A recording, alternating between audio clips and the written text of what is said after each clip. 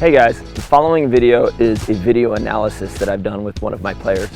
A lot of people come to me and they say, what do I do when? How do I know when to? Where is my decision making happening on the court?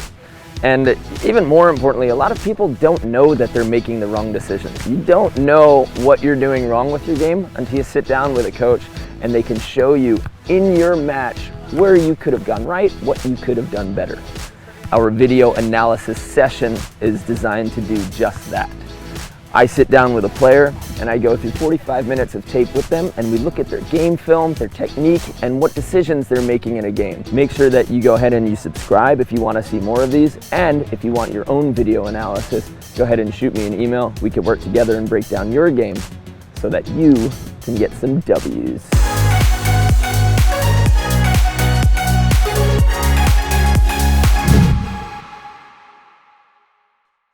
Okay, so Shorts worked on 2 attacks, and we got them into trouble on 1 serve receive. So right now, the short part of the court is giving us good things. Great movement as a blocker. Okay, I don't agree with this position. No matter what, we should always be in the middle of the court to start a point. Even if you know you're going to serve him. Because if they're, over time, if they're a team that's like, all right, well, I'm just going to pass over here, they're going to have an open net on 2.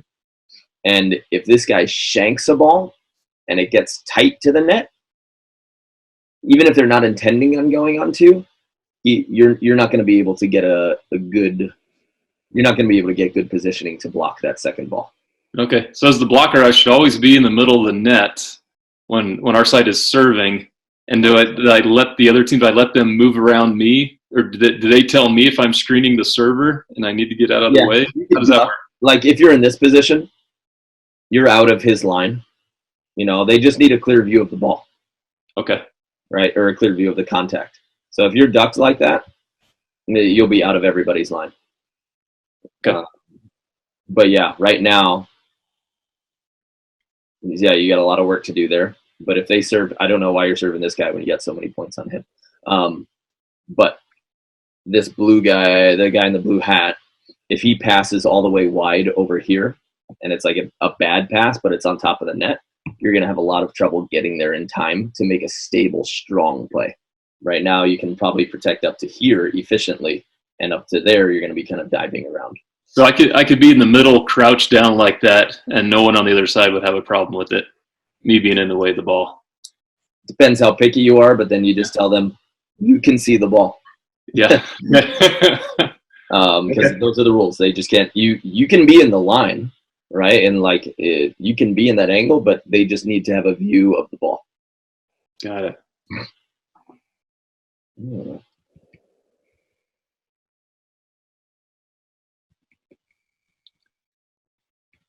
Okay, so that's a toe jump, right? Again, not quite low enough with our butt. And by this time, this is when you're jumping. You're already fully extended. Right? Your hips are up high. Your knees don't have much bend to them. So now it's just barely a toe jump. And you manage to get out of the sand pretty well. But you're going to get a lot higher once you crouch down and then get a squat jump. Okay. So this was an angle block, obviously. Yeah. Okay, he's in a good position to hit, so I'm glad that you stayed. But if you're angle blocking... It seems like it should be 6 inches to our left. To your left? As we're looking at it, to my left as I'm blocking, or to my right as I'm blocking. Yeah. Yeah. And what you did was you made this move, which was great. You made a sideways kind of jumping move, but then you reached back. Yeah, my hands went the wrong direction. Yeah. Mm-hmm. So right now, both of your hands are blocking the seam. Line is open, cross is open. You see that? Yeah, a lot of court. Yeah. So he's got a line choice, and he's got a cross court choice. And then you brought your hands closer together and you made them smaller. So now you're only blocking the width of a ball. Yeah. Okay. So in this situation, that's tough. Okay.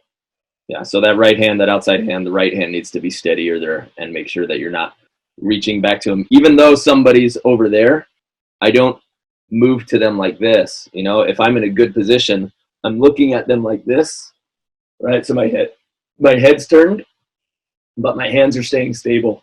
And it's so hard for humans to see somebody over there and not bring their hands to them, because you have to think of the space you're taking behind you, not the person in front of you. It's a relationship between that person in front of you and all the space that you're taking behind you.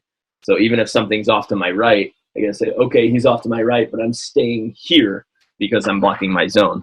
I'm not going and turning my hands towards him. So should it be pretty rare that I ever go up for a block and then move my hands to one side or the other, because that's going to make me smaller as I'm jumping? I would say yes, it's going to be rare. Okay. After a player can get to 13th, 9th, maybe 7th in the AVP, that's when you need to start getting to the level of detail, you know, where you're facing the top 7 or 8 teams in the country, where you press and then move your hands. Press and then move your hands. But that's intentional, and it's trying to get somebody to do something. Okay. Because once you get your stable position as a blocker, then you want to be able to play with that hand position so that you can take exaggerated areas. Because if you just stayed super, super, super stable against some of the best teams in the world, you wouldn't get many blocks.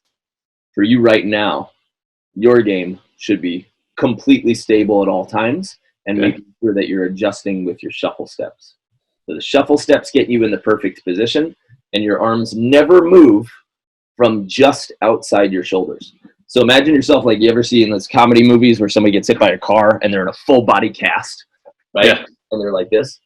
That's how you should feel for a long, long, long time as a blocker. Like years of, I can only be in this position. Can I shift to that? No, I can't shift to that. Can I shift to that? No, I can't shift to that. I need to move my feet first, and then I'm just in Frankenstein position the entire time. Okay.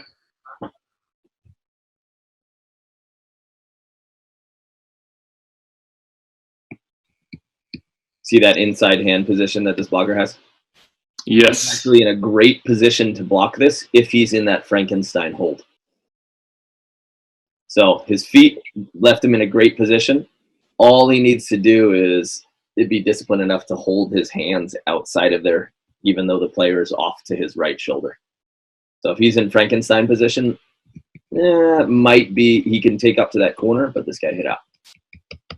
And I've noticed in the times that I am defending, I don't really like the spot I'm at. Does it seem to me like I should be a giant step to my right? Yes. Okay. I very much agree with that. Yep.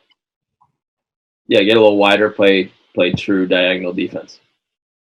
Yeah, he doesn't look like he's jumping high enough for me to worry about a block unless he's 50-50.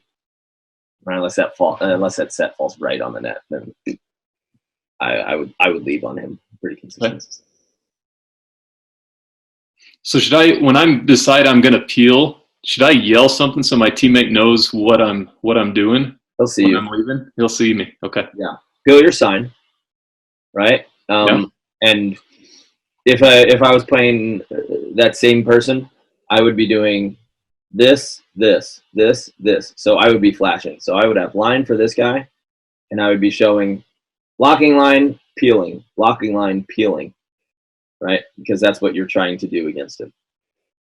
Okay. So most people would just do this, and then sometimes you end up peeling anywhere. I like my defender to know where I'm peeling. That's all I just missed. Good, good, good. See those hands up already? Yep. And a crossover step. Yep.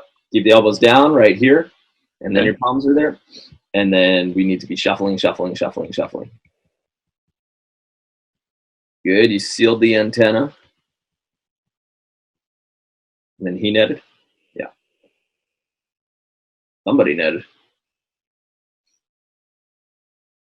Decent. I think this is okay so long as you go straight up from here. Because if you go straight up from here with your hand just outside your outside shoulder, then you're going to take up to this middle line, and your right arm is not too far on the sideline. I think you're in a pretty good position there. Okay, we'll get you in the middle of the court. We went over that. Okay. All right, so he is getting good passes, and he passed you. See that? Yeah, he's moving this direction to our left as we're looking at him. So if that ball continues accelerating him, like where it gets to here, he'll be able to hit back to the line around you. You know what I mean? That'd be embarrassing. Yeah. Yeah, and from this position, he's got up to here, which means that your defender has all of this area to cover on the hard stuff. And your right hand is blocking like far out of bounds at half court and in front. So we need the right hand to be more involved in the play and the left hand taking up more of the court. Okay. But this guy hasn't overpowered us yet, and we're still blocking him. Get to the middle. Woo! Is that a 3 block? Is that what I called?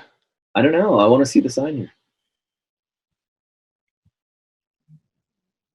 No, but it looks like a really good move for a 3 because you step in so that he feels your momentum going into the cross, and then you come back to the line and take away that 3.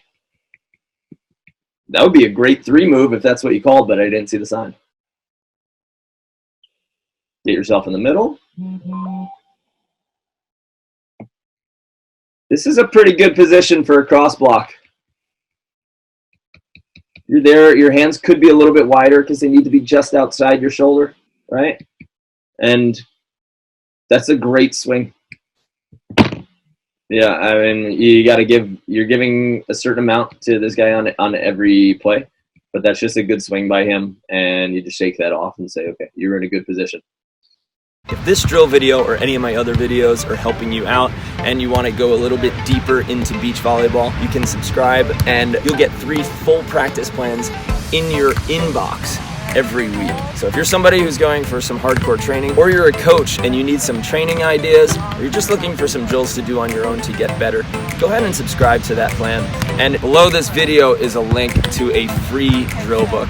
It's got 36 essential beach volleyball drills. I'm giving you this totally free, just like these videos. It'll give you a lot of the basics, and we are coming out with a digital library so that if you want to dive deeper into beach volleyball and you want your training to thump up, we're gonna have that answer for you. So go ahead and click, join my email list, subscribe to my channel, and hit the bell so you get the notifications.